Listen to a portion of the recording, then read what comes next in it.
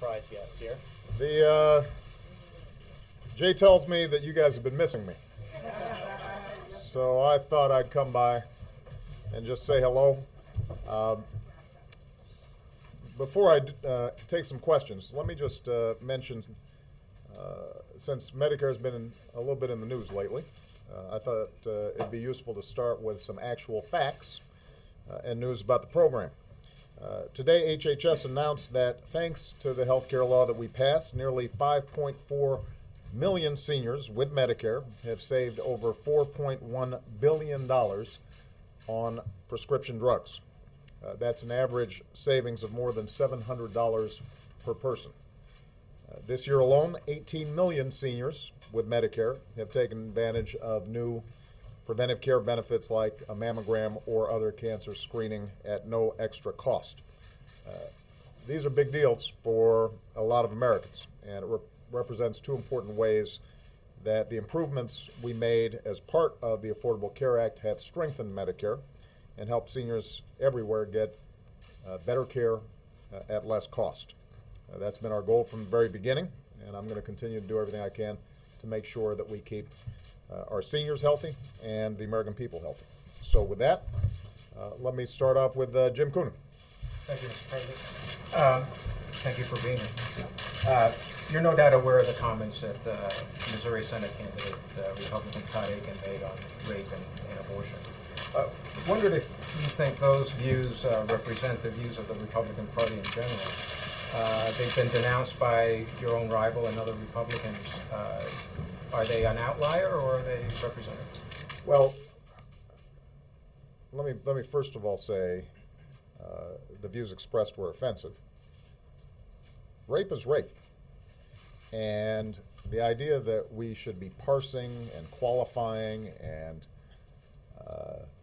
slicing what types of rape we're talking about doesn't make sense to the American people, and certainly doesn't make sense to me. So what I think these comments do underscore is why we shouldn't have a bunch of politicians, a majority of whom are men, making healthcare decisions on behalf of women. And so although these particular comments have led Governor Romney and other Republicans to distance themselves, I think the underlying notion that we should be making decisions on behalf of women for their healthcare decisions, or qualifying forcible rape versus non-forcible rape, I think those are broader issues, and that is a significant difference in approach between me and the other party. But I don't think that they would agree with the senator from Missouri in terms of his statement, which was way out there. Should he drop out of the race? You know, he was nominated by the Republicans of Missouri. I'll let them sort that out. Nancy Cordes. Yes, Mr. President, thank you. As you know, your opponent recently accused you of waging a campaign filled with anger and hate, and you told Entertainment Tonight that anyone who attends your rallies can see that they're not angry or hate-filled affairs. But in recent weeks, your campaign has suggested repeatedly, without proof, that Mr. Romney might be hiding something in his tax returns. They have suggested that Mr. Romney might be a felon for the way that he handed over power of Bain Capital. And your campaign and the White House have declined to condemn an ad by one of your top supporters that links Mr. Romney to a woman's death from cancer. Are you comfortable with the tone that's being set by your campaign? Have you asked them to change their tone when it comes to defining Mr. Romney? Well, first of all, I'm not sure all those characterizations that you laid out there were accurate. For example, nobody accused Mr. Romney of being a felon. And I think that what is absolutely true is if you watch me on the campaign trail, here's what I'm talking about. I'm talking about how we put Americans back to work. And there are sharp differences between myself and Mr. Romney in terms of how we would do that. He thinks that if we roll back Wall Street reform, roll back the Affordable Care Act, otherwise known affectionately as Obamacare, that somehow people are going to be better off. I think that if we are putting teachers back to work and rebuilding America and reducing our deficit in a balanced way, that's how you put people back to work. That is a substantive difference. That's what I talk about on the campaign. when it comes to taxes. Governor Romney thinks that we should be cutting taxes by another $5 trillion, and folks like me would benefit disproportionately from that. I think that it makes a lot more sense, and have put out a detailed plan for a balanced approach that combines tough spending cuts with asking people like me, millionaires and billionaires, to do a little bit more. That's a substantive difference in this campaign, whether it's on wind energy or how we would approach funding education. Those are the topics that we're spending a lot of time talking about in the campaign. Now, if you look at the overall trajectory of our campaign and the ads that I've approved and are produced by my campaign, you'll see that we point out sharp differences between the candidates, but we don't go out of bounds. And when it comes to releasing taxes, that's a precedent that was set decades ago, including by Governor Romney's father. And for us to say that it makes sense to release your tax returns, as I did, as John McCain did, as Bill Clinton did, as the two President Bushes did, I don't think is in any way out of bounds. I think that is what the American people would rightly expect, is a sense that if, particularly when we're going to be having a huge debate about how we reform our tax code and how we pay for the government that we need, I think people want to know that, everybody's been playing by the same rules, including people who are seeking the highest office in the land. This is not an entitlement, being President of the United States. This is a privilege, and we've got to put ourselves before the American people to make our case. Well, why not send a message to the top super PAC that's supporting you and say, I think an ad like that is out of bounds. We shouldn't be suggesting that. So let's take that particular issue, as opposed to, because you lumped in a whole bunch of other stuff that I think was entirely legitimate. I don't think that Governor Romney is somehow responsible for the death of the woman that was portrayed in that ad. But keep in mind, this is an ad that I didn't approve, I did not produce, and as far as I can tell, has barely run. I think it ran once. Now, in contrast, you've got Governor Romney creating as a centerpiece of his campaign this notion that we're taking the work requirement out of welfare, which every single person here who's looked at it says is patently false. Right? What he's arguing is somehow we have changed the welfare requirement, the work requirement in our welfare laws. And in fact, what's happened was that my administration, responding to the requests of 5 governors, including 2 Republican governors, agreed to approve giving them, those states, some flexibility in how they manage their welfare rolls, as long as it produced 20% increases in the number of people who are getting work. So in other words, we would potentially give states more flexibility to put more people back to work, not to take them off the work requirement under welfare. Everybody who's looked at this says what Governor Romney is saying is absolutely wrong. Not only are his super PACs running millions of dollars worth of ads making this claim, Governor Romney himself is approving this and saying it on the stump. So the contrast, I think, is pretty stark. That's, they can run the campaign that they want, but the truth of the matter is you can't just make stuff up.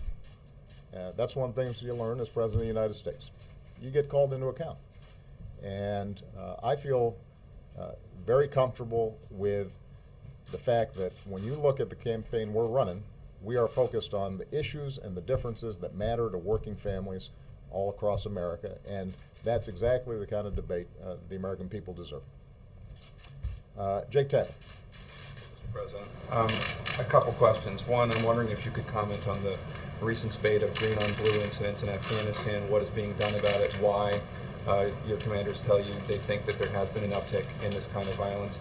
And second, with the economy and unemployment still the focus of so many Americans, what they can expect in the next couple months out of Washington, if anything, when it comes to any attempt to bring some more economic growth to the country. On Afghanistan, Obviously, we've been watching with deep concern these so-called green on blue attacks, where you have Afghan individuals, some of whom are actually enrolled in the Afghan military, some in some cases dressing up as Afghan military or police, attacking coalition forces, including our own troops. I just spoke today to Marty Dempsey, the chairman of the Joint Chiefs of Staff, who happens to be in Afghanistan. He is having intensive consultations not only with our commander, John Allen, on the ground, but also with Afghan counterparts. And I'll be reaching out to President Karzai as well, because we've got to make sure that we're on top of this. We are already doing a range of things, and we're seeing some success when it comes to better counterintelligence, making sure that the vetting process for Afghan troops is stronger, and we've got what's called the Guardian Angel program to make sure that our troops aren't in isolated situations that might make them more vulnerable. But obviously, we're going to have to do more, because there has been an uptick over the last 12 months on this. Part of what's taking place is we are transitioning to Afghan security, and for us to train them effectively, we are in much closer contact. Our troops are in much closer contact with Afghan troops on an ongoing basis. And part of what we've got to do is to make sure that this model works, but it doesn't make our guys more vulnerable. In the long term, we will see fewer U.S. casualties and coalition casualties by sticking to our transition plan and making sure that we've got the most effective Afghan security force possible. But we've got to do it in a way that doesn't leave our guys vulnerable. So we are deeply concerned about this from top to bottom. And hopefully over the next several weeks, we'll start seeing better progress on this front. In terms of the economy, I would love to say that when Congress comes back, they've got a week or 10 days before they go out and start campaigning again, that we're going to see a flurry of action. I can't guarantee that. I do think that there's some specific things they could do that would make a big difference. I'll give you a couple of examples. First of all, just making sure that we've got what's called a continuing resolution, so that we don't have any disruptions and government shutdowns over the next couple of months. That's important. It appears that there's an agreement on that, but we want to make sure that that gets done. Number two, we have put forward an idea that I think a lot of Americans think makes sense, which is we've got historically low interest rates now, and the housing market is beginning to tick back up, but it's still not at all where it needs to be. There are a lot of families out there whose homes are underwater. They owe more than the house is worth because housing values drop so precipitously. And they're having trouble refinancing. We're going to be pushing Congress to see if they can pass a refinancing bill that puts $3,000 into the pockets of the average family who hasn't yet refinanced their mortgage. That's a big deal. That $3,000 can be used to strengthen the equity in that person's home, which would raise home values. Alternatively, that's $3,000 in people's pockets that they can spend on a new computer for their kid going back to school, or new school clothes for their kids. And so that would strengthen the economy as well. Obviously, the biggest thing that Congress could do would be to come up with a sensible approach to reducing our deficit in ways that we had agreed to and talked about last year. And I continue to be open to seeing Congress approach this with a balanced plan that has tough spending cuts, building on the $1 trillion worth of spending cuts that we've already made, but also asks for additional revenue from folks like me, from folks in the top 1 or 2%, to make sure that folks who can least afford it aren't suddenly bearing the burden, and we're providing some additional certainty to small businesses and families going forward. Alternatively, they could go ahead and vote for a bill that we've said would definitely strengthen the economy, and that is giving everybody who's making $250,000 a year or less certainty that their taxes aren't going to go down next year. That would make a big difference. Now, obviously, the Republicans have voted that down already once. It's not likely, realistically, that they're going to bring it back up again before Election Day. But my hope is after the election, people will step back and recognize that that's a sensible way to bring down our deficit and allow us to still invest in things like education that are going to help the economy grow. So, Chuck Todd. Mr. President, update us on your latest thinking on where you think things are in Syria, and in particular, whether you envision using U.S. military, if simply for nothing else, as safekeeping of the chemical weapons, and if you're confident that chemical weapons are being safe. But I also want to follow up on an answer you just gave to Nancy. You said that one of the reasons you wanted to see Mitt Romney's tax returns was you want to see if everybody is playing by the same set of rules. It actually goes to the question she asked, which is this implication: do you think there's something Mitt Romney is not telling us in his tax returns that indicates he's not playing by the same set of rules? There's a difference between playing by the same sets of rules and doing something illegal. And in no way have we suggested the latter. But the first disclosure, the 1 years of tax returns that he disclosed, indicated that he used Swiss bank accounts, for example. Well, that may be perfectly legal, but I suspect if you ask the average American, do you have one? And is that part of how you manage your tax obligations? They would say no. They would find that relevant information, particularly when we're going into a time where we know we're going to have to make tough choices, both about spending and about taxes. So, I think the idea that this is somehow exceptional, that there should be a rationale or a justification for doing more than the very bare minimum, has it backwards. I mean, the assumption should be you do what previous presidential candidates did dating back for decades. And Governor Romney's own dad says, well, the reason I put out 10 or 12 years is because any single year might not tell you the whole story. And everybody's, I think, followed that custom ever since.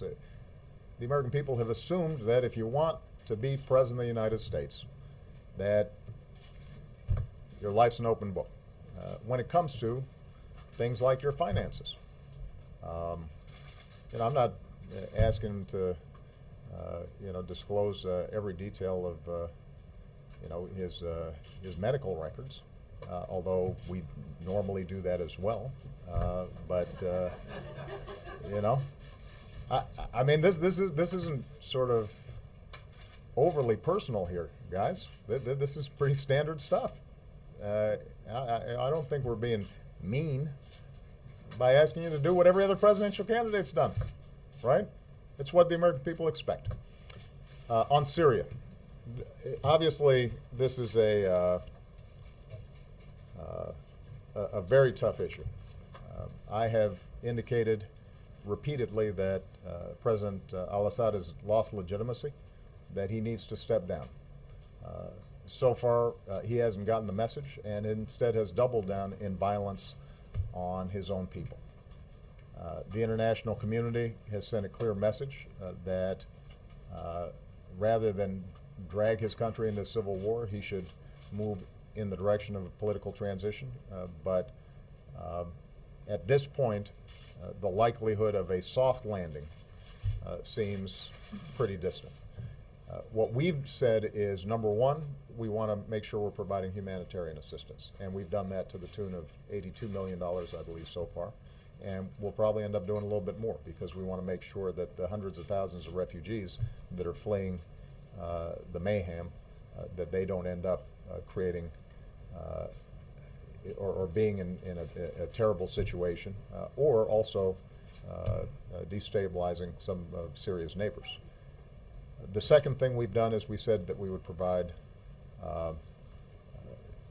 in consultation with the international community, some assistance to the opposition in thinking about how would a political transition take place, and what are the principles that should be upheld in terms of looking out for minority rights and human rights, and that consultation is taking place. I have, at this point, not ordered military engagement in the situation, but the point that you made about chemical and biological weapons is critical. That's an issue that doesn't just concern Syria, it concerns our close allies in the region, including Israel. It concerns us. We cannot have a situation where chemical or biological weapons are falling into the hands of the wrong people. We have been very clear to the Assad regime, but also to other players on the ground, that a red line for us is we start seeing a whole bunch of chemical weapons moving around or being utilized. That would change my calculus. That would change my equation. It's somehow under, it's safe. In a situation this this volatile, I wouldn't say that I am absolutely confident. What I'm saying is we're monitoring that situation very carefully. We have put together a range of contingency plans. We have communicated in no uncertain terms with every player in the region that that's a red line for us, and that there would be enormous consequences if we start seeing movement on the chemical weapons front, or the use of chemical weapons. That would change my calculations significantly. So, all right. Thank you, everybody.